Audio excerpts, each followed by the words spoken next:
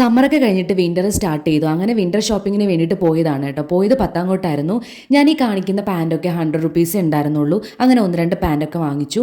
അതുപോലെ തന്നെ സ്വെറ്റർ 100, 150 ആ ഒരു റേഞ്ചിലൊക്കെ ആയിരുന്നു. നമ്മൾ രാവിലെ പോയതുകൊണ്ട് തന്നെ ഷോപ്പെല്ലാം സ്റ്റാർട്ട് ചെയ്യുന്നേ ഉണ്ടായിരുന്നുള്ളൂ. ദിവാലി ആയതുകൊണ്ട് തന്നെ അതിൻ്റെ കുറേ സാധനങ്ങളെല്ലാം വെച്ചിട്ടുണ്ടായിരുന്നു.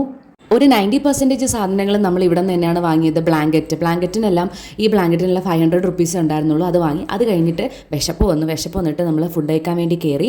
എനിക്ക് പാവ് ബജി കഴിക്കണമായിരുന്നു. ഞാൻ അതാണ് കഴിച്ചത്. നല്ല ടേസ്റ്റ് ഉണ്ടായിരുന്നു. ഫസ്റ്റ് ടൈമാണ് കഴിക്കുന്ന പാവ് ബജി. ഇതുവരേക്കും കഴിച്ചിട്ടില്ല.